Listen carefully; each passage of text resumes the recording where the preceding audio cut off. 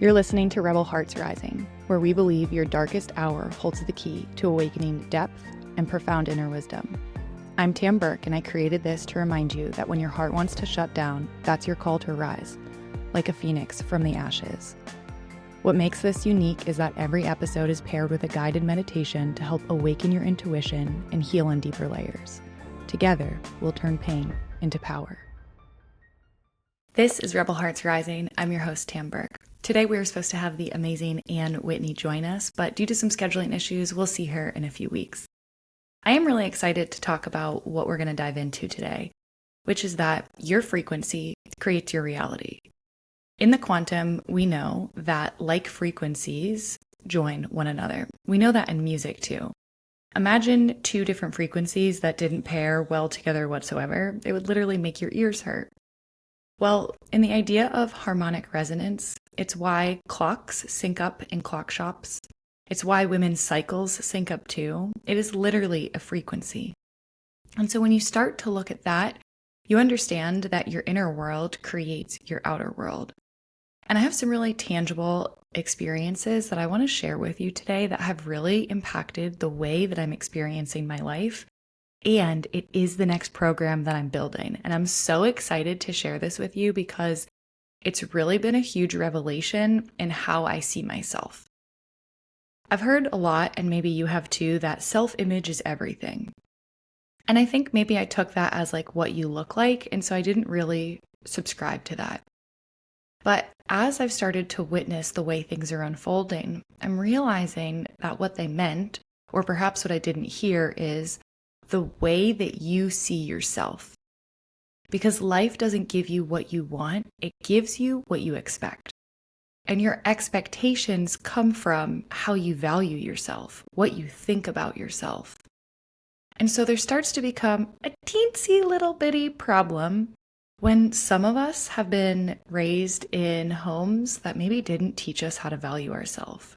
Or worse, maybe we had subtle forms of neglect or abuse or ways that showed us that our self-worth wasn't valuable. In one-to-one coaching with my clients, I'll often talk about our initial thermostat setting. They say, the spiritual experts, that all of our internal thermostats were set when we were younger. And so how our parents talked to us, how we developed our own inner self-confidence, all of those things play into our inner thermostat setting. So I want you to take a moment and pause and give yourself a temperature setting. What might that look like? If I look back in the early years of my childhood, y'all, it's freezing in my home. Like seriously, the pipes have burst actually. I had a childhood that taught me a lot of mistruths about myself. It is the reason Rebel Hearts Rising is born today.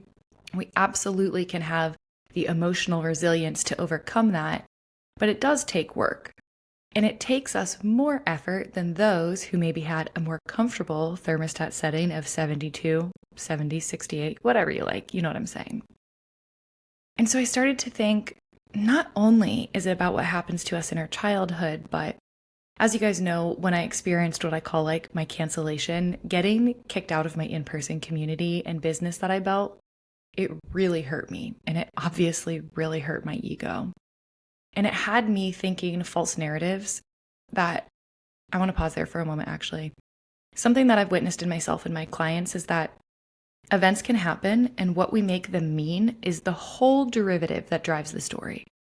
So you can have an event happen, and rather than just letting the event be the event, what you make it mean, what you take away from it, false narratives, this can also contribute to your lower thermostat setting. Let's give you an example. You lose your job. And you start to feel like it's your fault, even though everybody told you it wasn't. Your boyfriend breaks up with you, and actually he cheated on you. And instead of thinking, what a jerk, and what intimacy issues does he have, and I feel really sorry for him, you make it about you and all of your flaws and everything that's wrong with you. And this is what I'm talking about with the false narratives. And so after my cancellation, I created a false narrative that nobody was interested in my work. And actually, for quite a few months, that's exactly the experience that I had. My social media engagement was at an all-time low. My email openings were at an all-time low. Interest in my programs were low. And this is part of why I took a hot girl summer, is because I realized that I was having a lot of rub with what was happening inside of me, and I needed to spend some time determining what that is. And so thankfully for you, you don't have to take a hot girl summer because my program, haven't quite decided the name yet, but something about the frequency is going to do this for you. I'm thinking it's going to be like a 21-day transformational challenge where you commit to things that we know actually raises your frequency. Because I put myself in a little boot camp, and I'm not going to tell you quite yet what I did, but the things are so like 30 minutes a day boot camp, really devoted to raising my internal vibration, seeing how I view myself, seeing what the stories that I was telling about myself, like really getting into the details, like almost auditing my internal mind and then rewriting the script, which is exactly what we're going to do in this program. Y'all, within 3 days, I had a pay in full client. Okay, what? Literally hadn't had clients all summer. Okay, interesting. Maybe just a fluke. 3 days after that, people were telling me like how good my hair looked. My hair is one of my biggest insecurities. Fine hair girls, you know what I mean. And it's like, wait, what? And it started to be so evident that even Matt was like, okay, I'm going to get on board. He had a cold lead come in from the internet. A few days later after that, then he got promoted to the head soccer coach where he's coaching. Like, what is happening? And so I started to think, wait a second, like there are things that we can actually do in real time that changes our frequency. And also, when we start to pay attention to the things that lower our frequency or raise our frequency, we also can start to audit our life to pull those things away or pull them to us. Push and pull. You know what I meant. Here's some examples. You have a friend who always calls you when she needs something, and it's actually super draining to be on the phone with her. Frequency downgrade, right? You like pick up on her energy, you pick up on her worry. That happens a lot. That's why energy hygiene is so important. You have a friend who has done a lot of mindset work, and every time you're around her, she's talking about all the possibilities that exist. Frequency upgrade. Your partner tells you how great you look in your new earrings. Frequency upgrade. You notice how great you look with your new lipstick. Frequency upgrade. You walk by a mirror and you pick yourself apart. Frequency downgrade. And so we're playing with our frequency, our internal vibration, pretty much all the time. And so what would happen if we got like significantly more conscious about it? And what would happen if you had a 21-day container where I was in your ear every day helping you upgrade your frequency?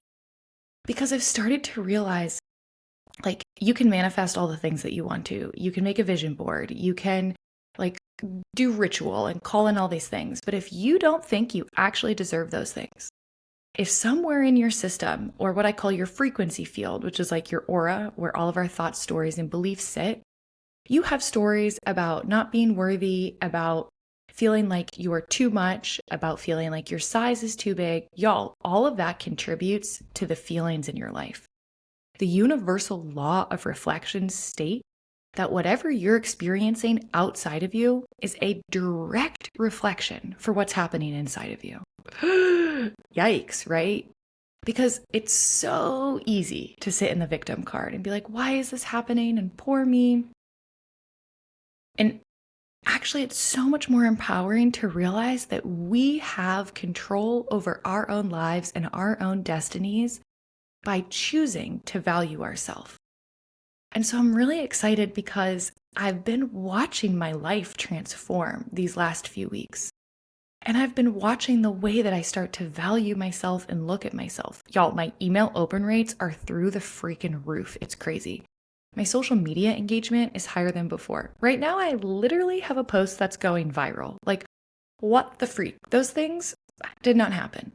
And they're all measurable results of what happens when we upgrade our frequency. But the best result of everything that's happening is that I feel so good about myself. And like that in and of itself is a self-fulfilling prophecy. The better you feel about yourself, the better the decisions that you make. The better decisions that you make, the better you feel about yourself. And it continues to cycle through. But you've seen this go the exact opposite way. You know what I'm talking about. You smoke a little weed, you eat a few snacks, you keep eating. You're eating because you're feeling lonely. You decide not to work out the next day because you don't feel great from the night before. And then the only thing that ever cures poison is poison. Insert weed with booze. Time out. Have you ever noticed the only thing that cures a hangover is also poison, a drink, and a burger? I swear, And so this is the same thing as like energy calls to like energy. And so the lower that you take your frequency, haven't been eating healthy, not working out, feeling down on yourself, that continues. The more that you start to feel good about yourself, the more that you start to see yourself as someone to be admired, as someone that you really respect, the more that energy is created.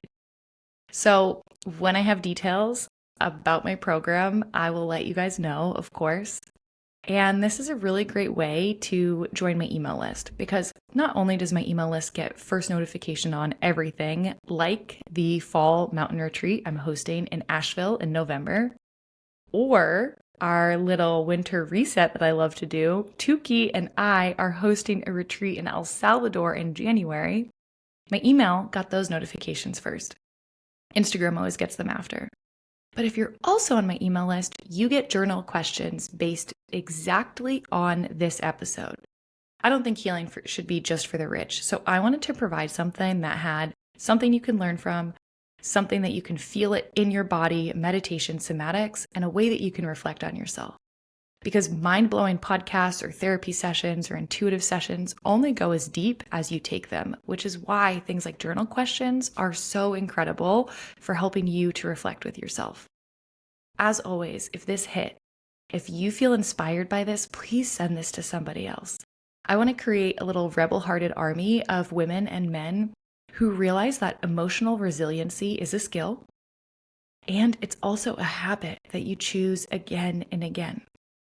And so I'm really grateful for you to be here and join me. If you're watching on YouTube, please like and subscribe. And if you're on Spotify, leaving a review is one of the best things for the podcast. Thanks, y'all.